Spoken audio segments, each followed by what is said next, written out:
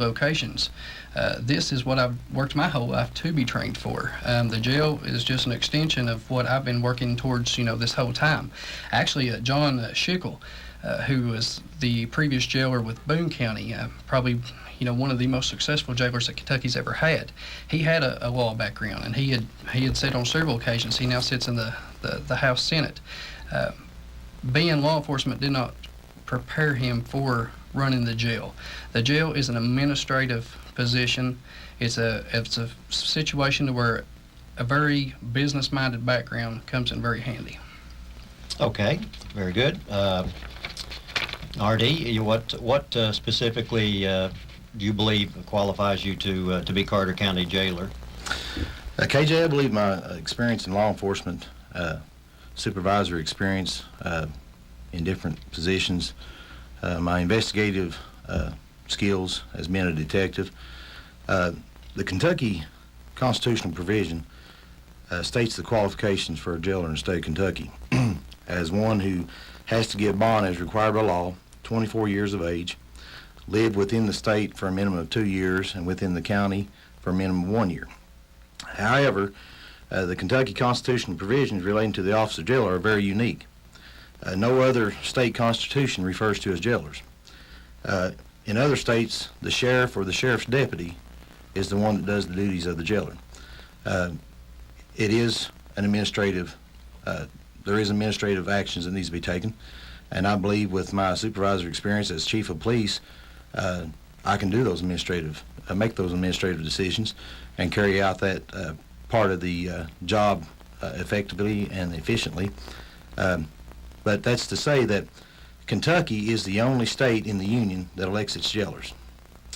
Out of the 120 counties, 118 elect. 2 of them are run by the Sheriff's Department or urban county government. The other 49 states, the Sheriff's Department is run by the jail is run by the Sheriff's Department. Being law enforcement background, I think and feel that I'm the qualified candidate. Okay. Question, R.D., your turn to answer this first. There's been a lot of discussion about the problems of the jail weighing down the Carter County budget, obviously, and some unhappy relations with the fiscal court at times because of the cost. Do you see any way that you as a jailer can improve those relations with the magistrates and save the county money? Yes, sir. I believe I can work with the magistrates, and I plan on working hand in hand with the judge executive and the fiscal court and doing everything possible to keep from implementing this jail tax. We're living in a day where we can't afford no more taxes. And through my plans, my opponent brought up the jailer in Boone County. He was the original one who started the guarding program many years ago to cut the cost of food. A lot of local jails, Greenup County does the guarding. All your state prisons do the gardening system. I feel that you can cut the price of the food by 45 to 50%. If you sit down to eat supper and your main entree is beef or chicken or fish, the rest of it's fillers, it's vegetables that can be grown there by the inmates to cut the cost of food. The home incarceration program, by putting a nonviolent offense, a person who's committed a nonviolent offense, to put them on an ankle monitor and not house them at the jail, you're not having to pay the food, you're not having to pay the utilities to keep their bedding, their clothes, towels washed and clean. You're not paying the medical expense. If we could put 20 inmates on home incarceration at a time, according to the budget and what it costs the jail currently, we could save on 20 $108,000 a year. Throughout these plans I have, it's all directed towards saving money, and that's my ultimate goal, is to cut costs and increase revenue. Okay. R.W., the same question. Times there's been strain between the fiscal court because of the cost of the jail, and probably the public as well does not want to see the jail weigh down the Carter County budget. What would be your plans for fiscally for the jail? Well, I mean, when we first, was proposed this idea of building the jail, we was told that this jail could bring money into the county. And if, there's been debate on has it been in the red, has it been in the black, and however.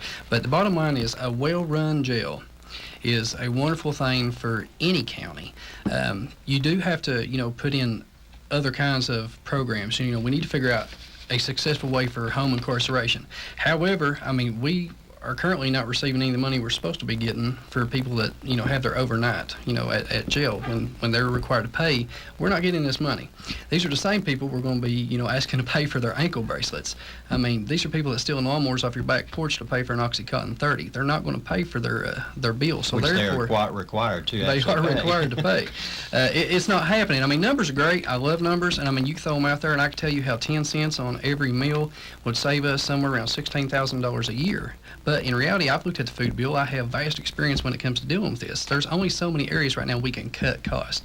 We need to make a shift in county policy in the way we deal with housing inmates, and we do need to have alternative solutions, but it's going to have to be something done with the court system. And if the court system does not go along and try to help and try to take some of these advices that the next jailer gives them, then the community needs to know who's standing in the way of progress. All right. Next question has been called in. Again, we encourage your calling questions as soon as possible. We have time. We're going to 6 o'clock, 474-5144. Would you require employees, including yourself, to have complete background checks, including drug testing? R.W.? Of course. I mean, I don't want to hire outlaws to help with the outlaws. I would take a drug test. I would take a background test. I would expect. I mean, at this point, I would think that, it would have been something that we would already have, started to implement.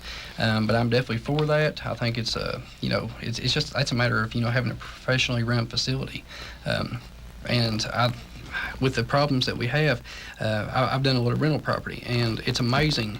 You can see how many people from ages 16 to 86 that's addicted to these pills. I mean, you can hear that it's anybody. So, I mean, I think safeguarding, your facility through random drug tests is, going to be an important part of, any county agency. Okay. RD, same question, background checks and drug testing for not only yourself, but anyone that you might hire and might work at the jail. Absolutely. KJ, I'd be the first one to take a drug test. I'd be the first one to allow someone to do a criminal background check on me. Kentucky law states that a jailer is a peace officer. Peace officer falls in the same category with your county police, sheriff's departments, state police, municipalities, and the requirements for those positions are drug screenings and background checks, and I believe that's the way the jail needs to be handled, is as a law enforcement entity. The office, the Justice Department, give a definition of the difference between a corrections officer and a police officer. One works inside the building, one works outside the building. They're both in charge and have the ability to file the charges, do investigative work. The same types of trainings go on. As when I was chief of police in Greenup, the Greenup County Detention Center was in the city and set in the city limits of Greenup. As chief of police, if something was to occur, a riot or some kind of disturbance at the jail, my officers or myself, whatever time of the day it was, would be the ones responding. So we trained hand in hand with the deputies in cell eradication and riot control. But yes, I feel that drug testing and background checks do need to be done and will be done. All right, RD, first for this question. Even today, we see in the news of the court cases regarding the Carter County Jail, obviously not good publicity for the county with charges of sexual abuse. How would you handle the various complaints about inmates' abuse by employees and or other inmates? First of all, that needs to be placed into the personnel policy. And the employees need to be taught about the guidelines of the personnel policy. If it occurred, and I hope that it wouldn't. But if it did occur, myself, along with staff, we would do an investigation to keep it no conflict of interest. I would call an outside agency to come in and do an internal investigation on it. If the charges, if the allegations was made, we would probably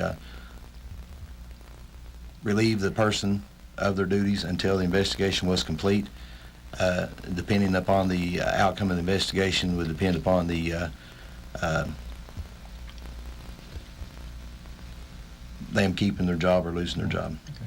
But I am strictly against that. That's not what they're there for. You know, the jailer and the deputy jailers are there to treat the inmates with respect as long as they're respected. It's not our place to abuse them or judge them. That's up to the judge is up to the court system. We're there to make sure that they're kept safe until they're discharged. Okay. R.W.? Obviously, I'd have to look at the current policy on that, and I feel that there will probably be some revisions to that policy. I would like to implement some SOTP training. I've been trained to recognize triggers amongst staff, and that's one thing. Tools. I mean, the biggest thing I see right now is we need to implement more tools for the staff, and to be able to make it a safer situation. I mean, that is a criminal offense. People, when they are put down here, I mean, this is not prison. This is a holding facility. I mean, we are not the judge. We're not the jury. We're there to hold them. Someone on the outside loves and cares for them.